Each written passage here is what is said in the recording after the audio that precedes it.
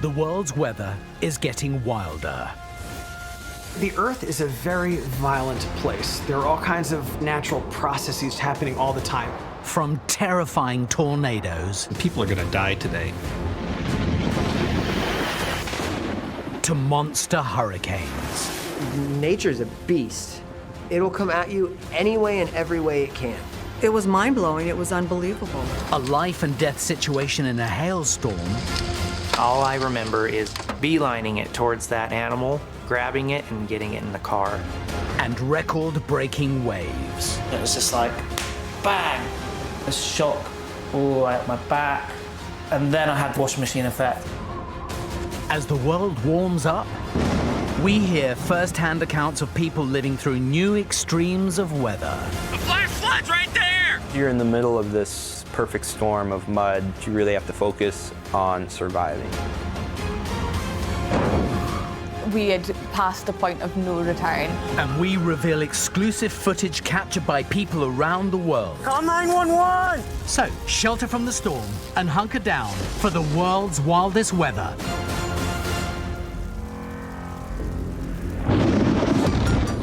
Coming up on World's Wildest Weather. Living through a direct hit from a powerful tornado. It went from calm and serene to total chaos in the snap of a fingers.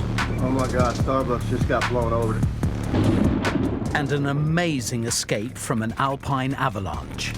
I told myself, okay, now you might die.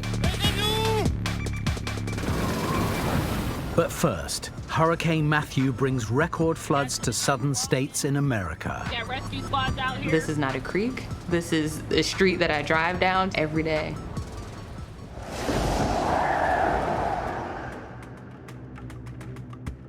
October 2016.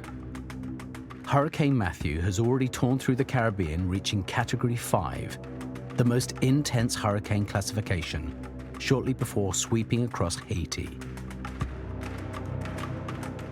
So the emergency services are on high alert as it moves up the east coast of the United States. In Fayetteville, North Carolina, police officer Aisha Cannon is hard at work. We tend to prepare for these natural disasters, gathering all those resources and strategically placing them throughout the city. But when Matthew makes landfall in the US on the 8th of October, after traveling more than 1,000 miles, it has diminished to a Category 1 strength. The emergency services in Fayetteville, nearly 100 miles from the coast, don't anticipate too many problems. I had no idea it was going to be the storm and cause the destruction that it did throughout our city. We were just expecting some rain and wind. But as Matthew hits the coast, a cold front over the land drags much of the water from the hurricane further inland than usual.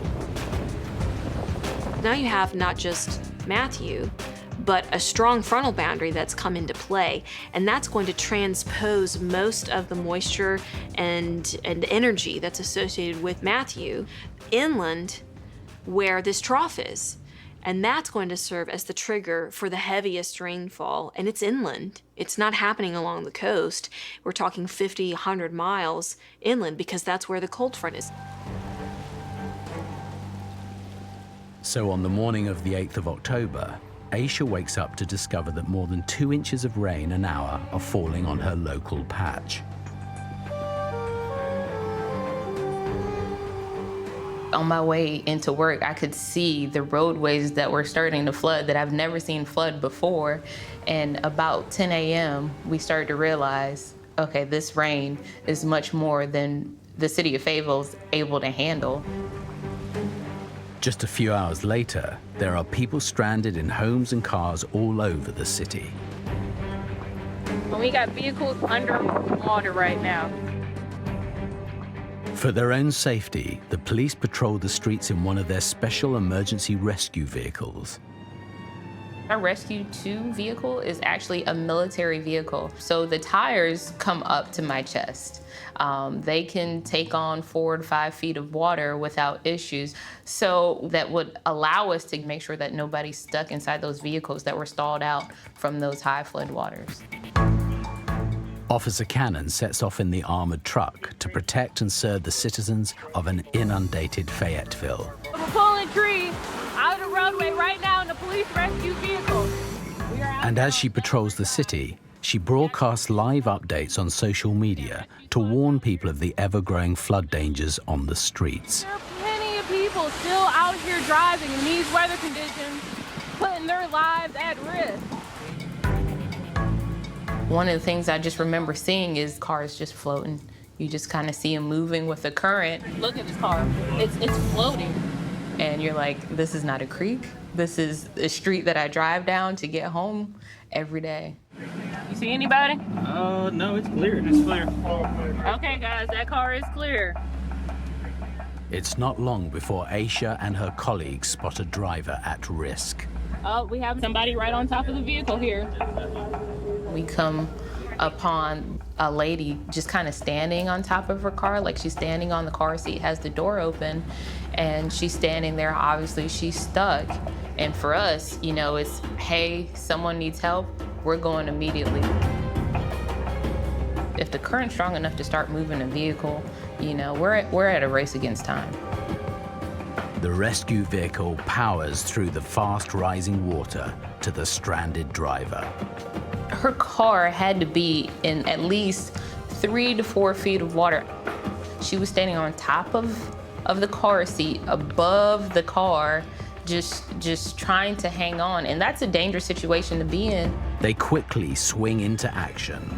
All we could think about is how can we best get to her? And Detective Robinson just like, I got this. He backed the Rescue 2 vehicle up and immediately just lowered those stairs onto the hood of her car.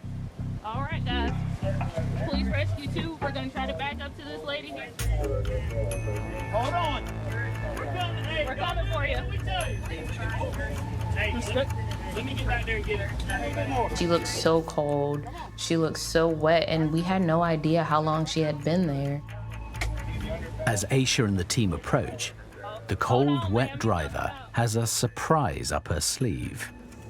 I'll never forget this. As Captain Joyce goes out to help the mom into the Rescue 2 vehicle, she pulls this baby out of nowhere. She has her child with her.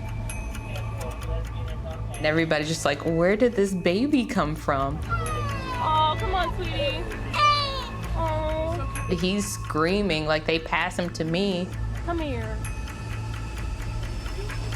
Hey, cutie. It's okay. Hey, buddy. He was cold and he was wet, and I just held him until we were able to get the mom all the way in. Thank you, guys. You could just see the relief in her face and the appreciation and the thanks that she had for us just stumbling upon her and being able to help her.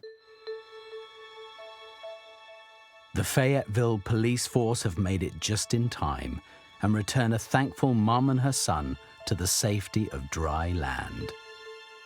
I don't like to play the what if game, but that car easily could have been swept away. It makes me feel proud that I was able to be a part of that and actually impact someone's life. Officer Cannon's mercy mission has a happy ending, but the rain continues to fall relentlessly across the region. The flooding escalates, leaving more vulnerable people in dire situations and requiring more remarkable rescues by the authorities.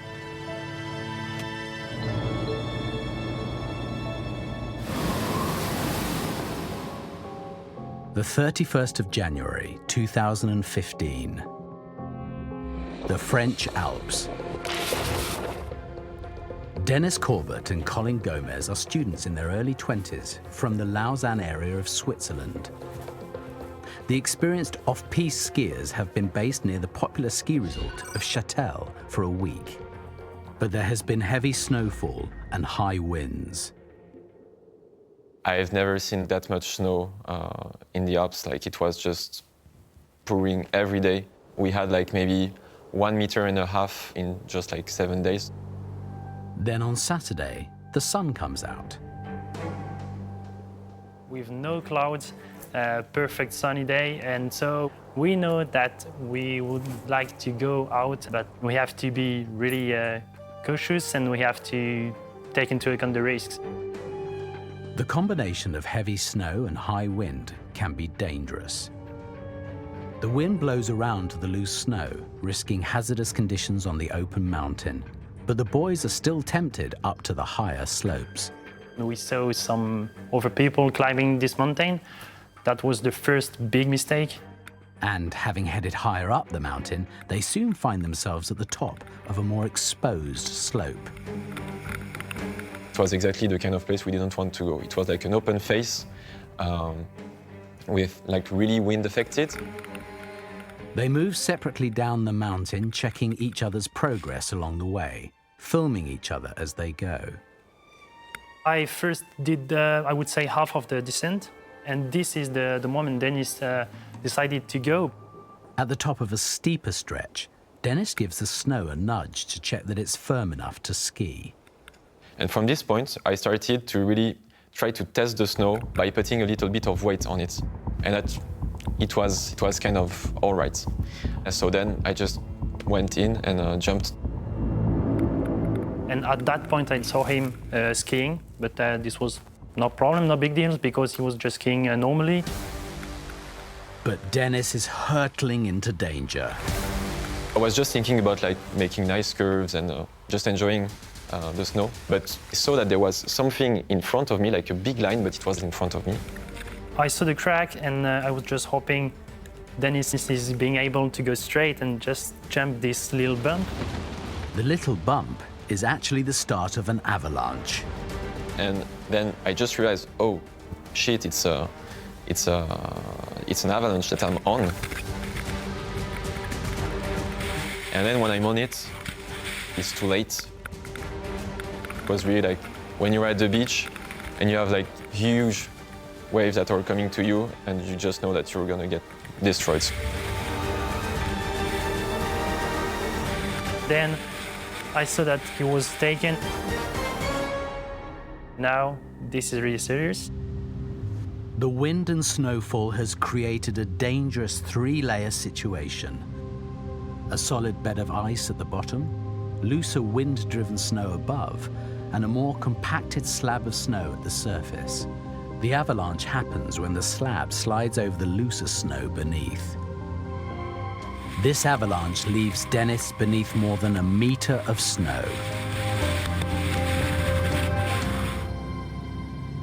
When it stopped, I was really squeezed by everything, but I wasn't hurt. My knee just dislocated a little, but then you really can't move, and that's the first time I really could think a bit about what was going on, actually. I told myself, okay, now you might die. I realized that Dennis couldn't move and he couldn't get out by himself. It is now a race against time to save Dennis from his icy tomb. Some avalanche fatalities come about as a result of the impact, but a far more common cause of death is suffocation. It's the lack of oxygen. You have some oxygen in the snow itself, but then at some point, you start to breathe what you expire. Denis, est-ce que tu m'entends? After 6 minutes under the snow, your chance of dying increase exponentially. So you really have to act fast to get someone out in less than 6 minutes. Colin has activated his tracking device, which is now monitoring the airwaves through a radio signal from the safety gear which Dennis always carries with him when he is skiing. Denis, réponds-moi! The only chance he has of locating Dennis lies in picking up the radio signal his friend is transmitting from his icy cocoon. He has to ski close to where Dennis is buried to receive the radio signal. But if he moves too quickly above his friend, the receiver may miss the transmission. The first thing you need is to obtain a signal from your friend's transceiver. And so this is the reason why you have to go very slowly, because if you go too fast, maybe you can miss the signal. So Colin painstakingly tracks across the area that could conceal Dennis's snowbound prison. Denis, est-ce que tu m'entends? You just see blue around you, and you can't tell if you're upside down because everything around you is just blue. Finally, Colin gets the first faint signal. J'ai un signal, j'ai un signal! The first notification for me was Dennis is here. The machine is working, and so that's a very good point. So now the chances are growing and growing.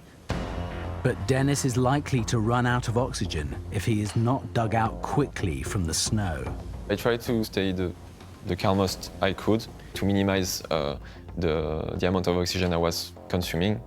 But at some point, I felt like I was getting a bit dizzy, and I lost the notion of time. I couldn't really tell if I was there for 30 seconds, 15 minutes, or even 1 hour. Really, it was really weird. As Colin uses his tracking device to hone in on Dennis's location, he starts to hear a strange noise. I thought I was just like making some noise for people to hear me, but actually I was like a little animal, you know, that is hurt, that is in distress. Really, it was weird for me to watch the footage because I wasn't conscious I did that. It was like a hurt animal. It was just doing. Yeah. I thought I was just like, you know, like signifying I was there, exactly. Like something like this. But that's really when I watched the footage, I understood that okay, like I wasn't in my normal state. Yeah, like, sure. Yeah. Colin digs away furiously, soon helped by passing skiers. Even so, it still takes about 40 seconds to get through more than a meter of snow to reach Dennis. The first thing we saw was his pants, and so I started to dig all around to find his head. After more than 5 minutes trapped in the snow, with his oxygen running dangerously low, Dennis is finally dug free. And yeah, now I'm kind of happy because I can breathe freely, I can see something, I can see my friend, and he even told me what I can do, how I can help you. Yeah, how can I help? Yeah. Man, we're just in the snow. You don't do anything. We are just waiting for the rescue team just to check how you are. Dennis's only significant injury was a dislocated knee. We made a big mistake at the beginning, but we tried to solve it. At least yes, he solved it the right way. So yeah, thank you, dude.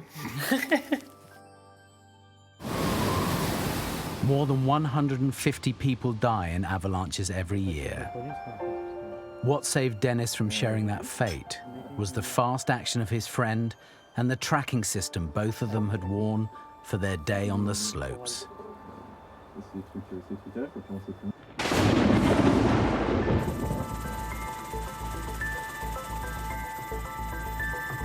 October 2016. Over 15 inches of rain has fallen on some parts of North Carolina in the aftermath of Hurricane Matthew. After a day of widespread flooding and dramatic rescues in the city of Fayetteville, filmmaker Quavas Hart decides to head out with his drone and document the dramatic impact of this historic storm. I film a lot of things. I'm always somewhere trying to get shots in my drone. That morning, I basically had gas in my vehicle and 2 fully charged drone batteries, so I wanted to just go out around the city to get as much footage as I could.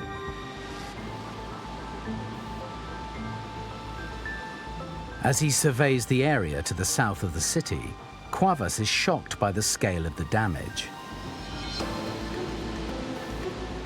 I was able to see, you know, roads that were completely washed out, neighborhoods that were completely submerged, cars that had been washed off of the roadway. It was like something out of a movie. Eventually, his filming takes him to the small town of Hope Mills. I came across this little portion of the neighborhood that was completely submerged. You know, there were 6 or 7 houses in a cul-de-sac that were all underwater up to the 2nd floor.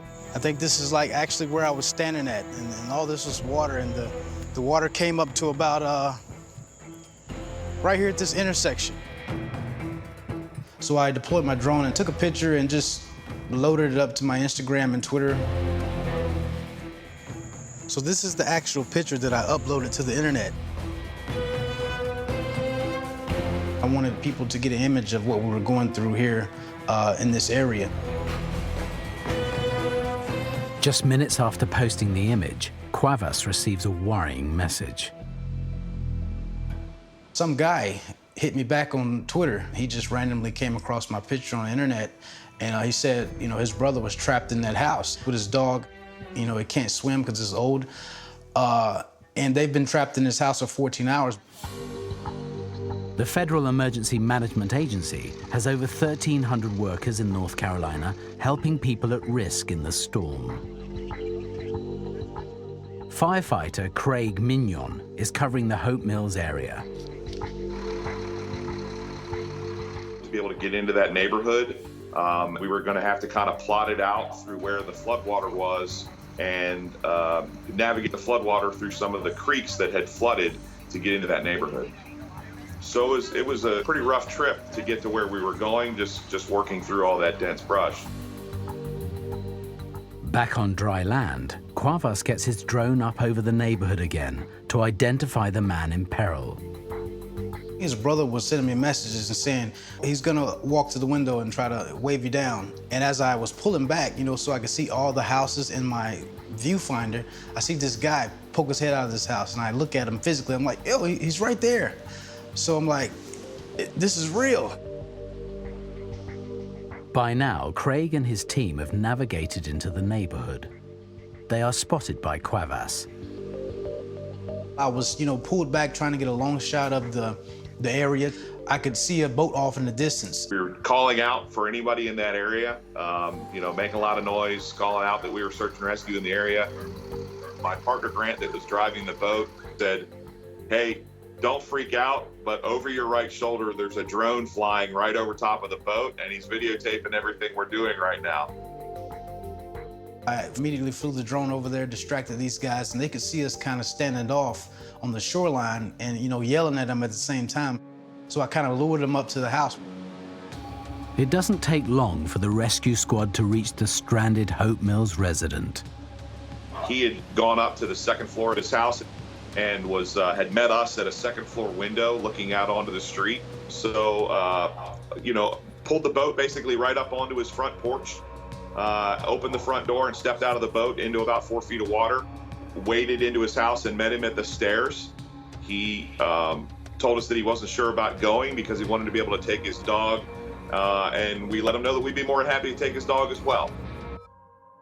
They float back from the door and they started coming to the shoreline. And at that point, I'm just, looking in my viewfinder, like, wow, I actually captured this whole event on film. That's what I was trying to do that day, just go out and get some footage. And I happened to save someone's life. It's a humbling situation.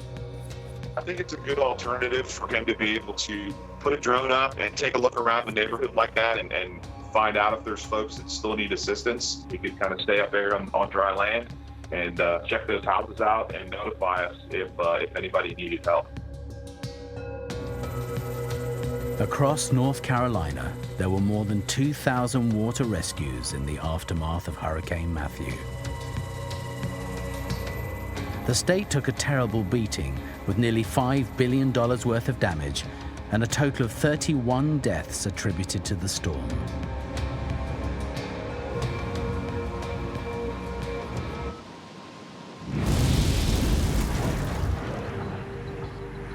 The 24th of August, 2016.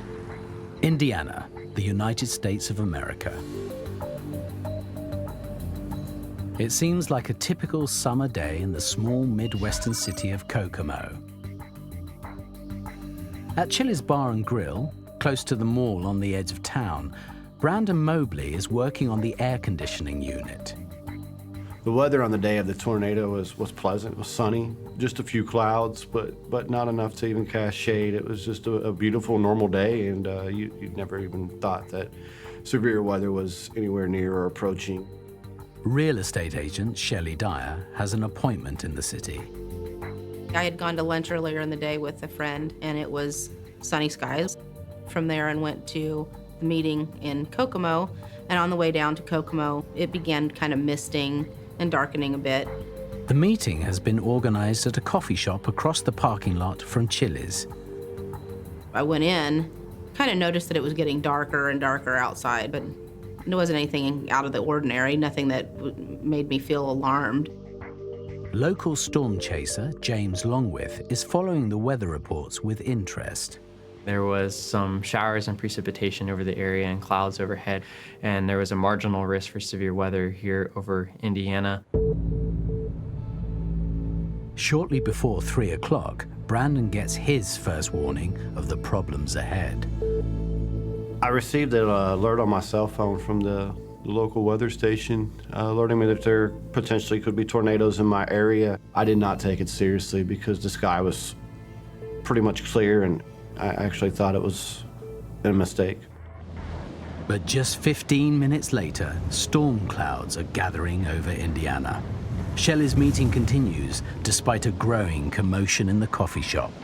You know, we all kind of noticed the beeping and whatnot, and it said, you know, tornado warning, and we all just pretty much disregarded it and continued with our meeting. I didn't feel any kind of worry or anxiety about it, just normal. It's Indiana. Often we get them enough that it's not an alarming thing to see a tornado warning. Well, it wasn't at that point. Pay a little more attention now to them. James has been tracking the weather system. He sees signs of a major storm powering towards Kokomo. I grabbed my camera gear and my laptop, and I got it set up in my car. I was getting ready to go out and start filming. Back at Chili's, Brandon suddenly realizes the storm is very close, and he is directly in the line of fire. When I looked straight up above me in the sky, and there were debris literally flying hundreds of feet above me, and it just brought flashbacks to movies, and went inside to seek shelter. In the coffee shop next door, the manager, Angel, kicks off the emergency drill. He came up to us and said, we need to go to the bathroom for safety.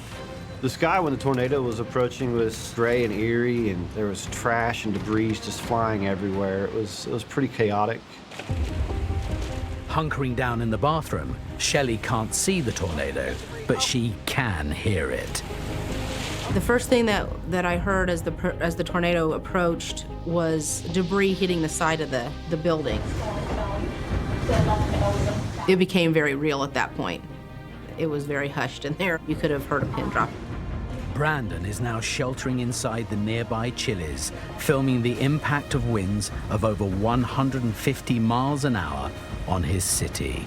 I was just taken aback by the view of the tornado. I mean, it was huge. It was a big, massive thing. Within a matter of seconds, the power was out. There was debris flying outside. Anything movable was blowing away from the tornado. It went from calm and serene to total chaos and the snap of the fingers. Couldn't see anything. It was a bathroom. We were all just kind of trying to listen for what was happening. It sounded like things were blowing around in the dining room, and then there was a crash. Oh my God, Starbucks just got blown over. The full force of the tornado smashes through the coffee shop. It was almost like it was a house made of paper, and the big bad wolf blew, and it just blew over. The top came up, lifted straight up, and then fell over. The walls crashed down. It literally just pushed over. And it was terrifying. I didn't know if Chili's was going to be next. The EF3 force tornado is pummeling a wrecked and ruined Starbucks building with winds of 150 miles per hour. And a terrified Shelley Dyer is trapped in the wreckage of the coffee shop as the storm rages above her.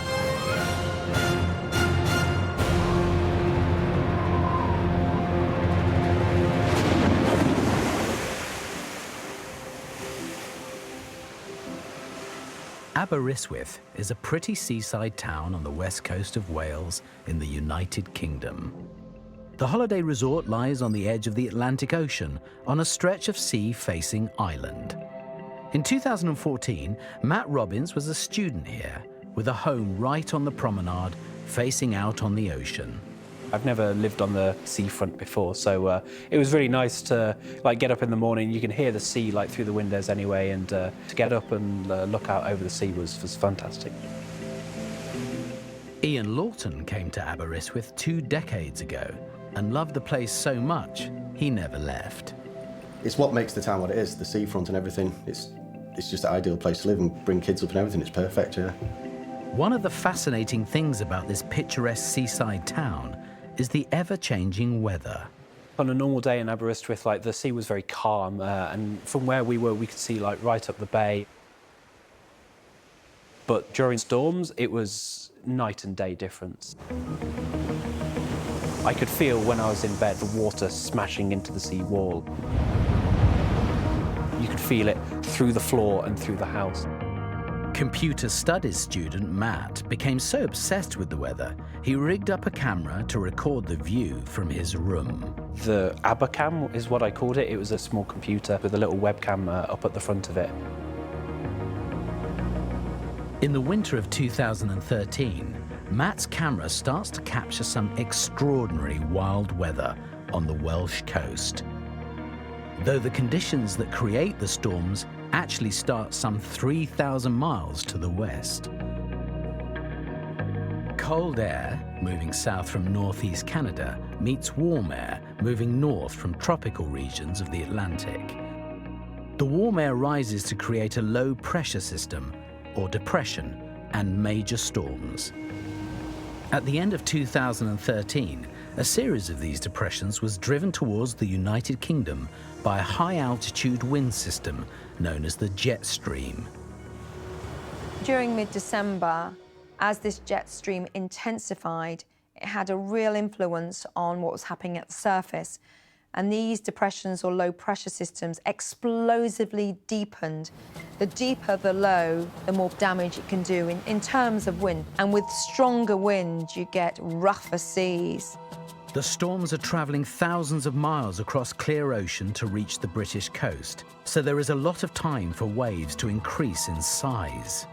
And then they are channeled into a narrow expanse of sea as they approach Wales. So as this huge body of water is pushing towards the mainland, it's funneled between the land of Ireland and Wales. It was pushed into a small confined area. It has to go somewhere, and that's why it pushed onto the land. So, by late December, there have been storms hammering into Aberystwyth for several days. But for now, the sea has been contained. Around the start of 2014, yeah, the weather was very different. It was all very grey and dull a lot of the time.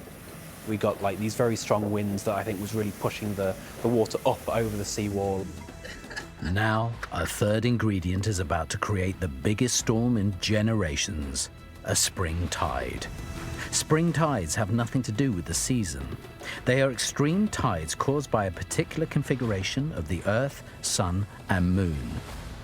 When we have a spring tide, the moon and the sun and the earth are all aligned, so it increases the effect of that gravitational pull on that body of water.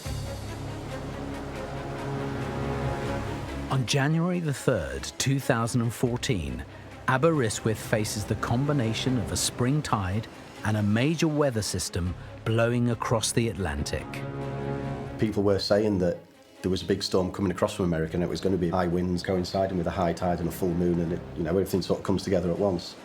The waves started quite early on January the 3rd, and they started coming up over the sea wall, over the barriers. The Royal National Lifeboat Institution are on red alert. It was extreme. It's something that I haven't experienced in my whole life of living in Aberystwyth.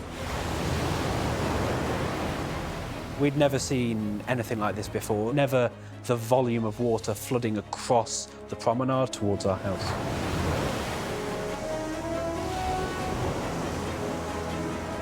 This one large wave came up and I thought, I'm going to get a bit wet.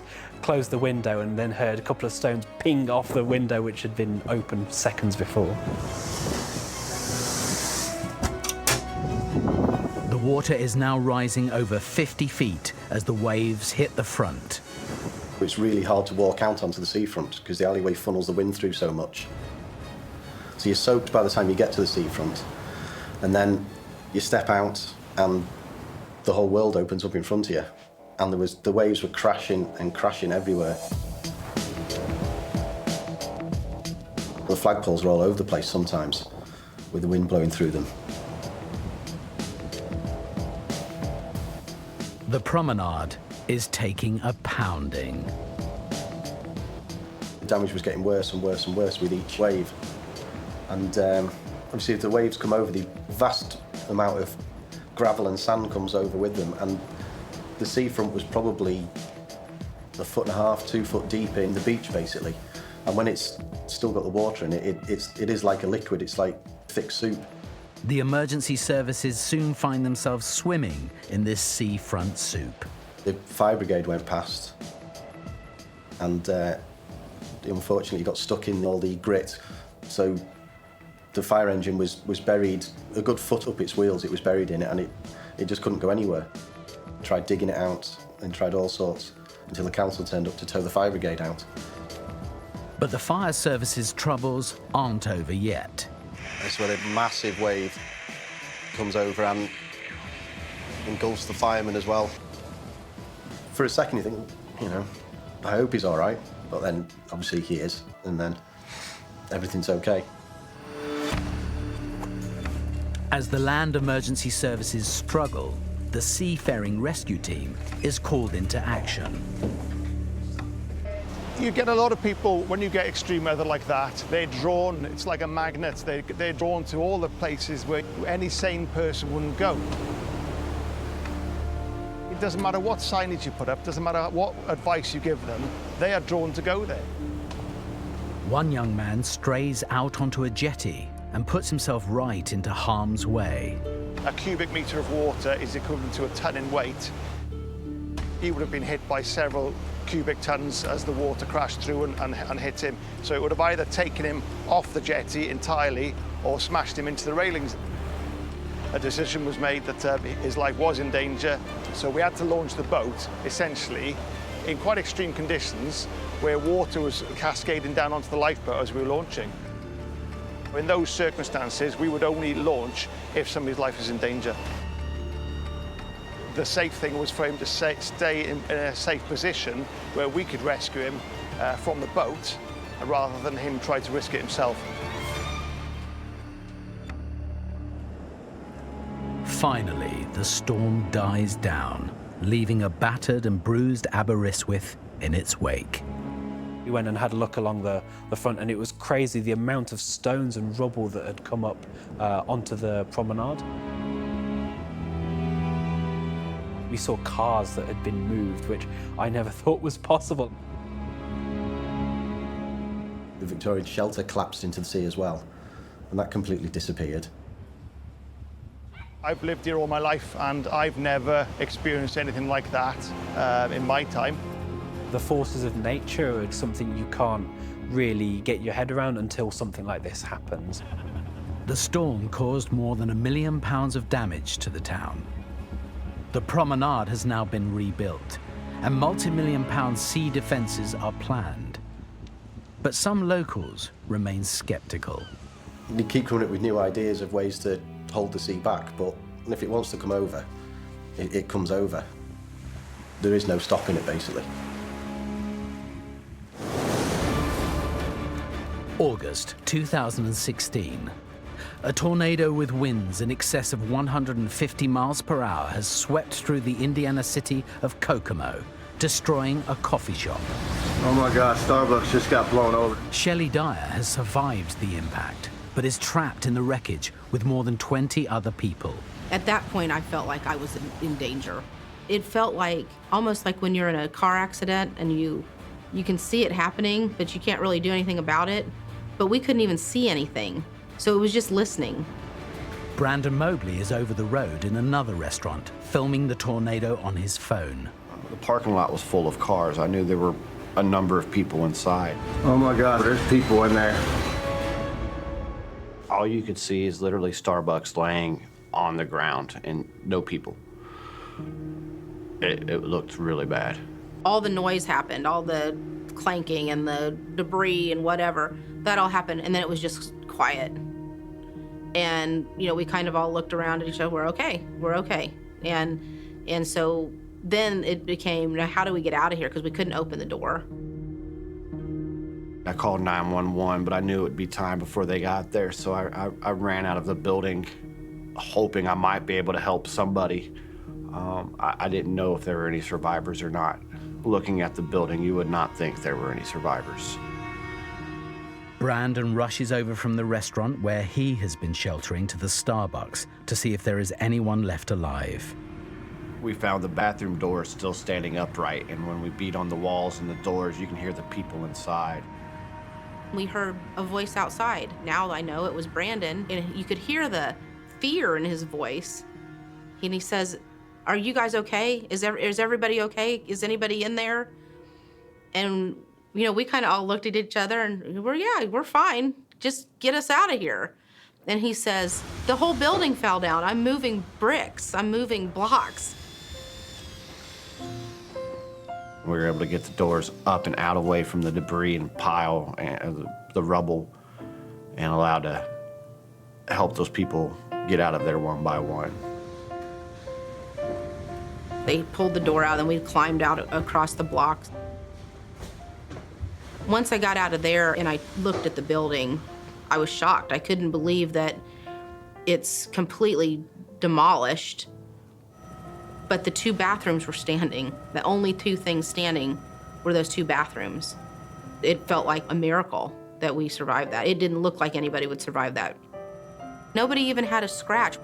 We all mulled around in the parking lot because what do you do? And then I got in the car and drove off. I mean, it was crazy.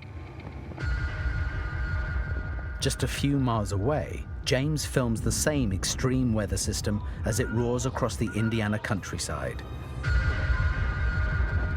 Then, he too has his own terrifying close encounter with a tornado. The tornado began to touch down in front of us on this road, so we just kind of stayed in our car and hoped for the best. We were very, very near that tornado. Our ears were popping from the pressure drop. My fiance was in the car, and you could hear her yelling at me to back up. James, back up! You could hear the debris of the tree limbs and branches hitting the side of the car. We were running over them. At one point, a realtor sign started getting hurled towards us as we were backing up. And at one moment, there was a trampoline that went over someone's fence and was rolling alongside our car.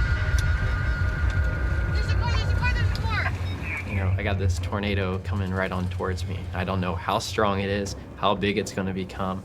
So I was definitely scared.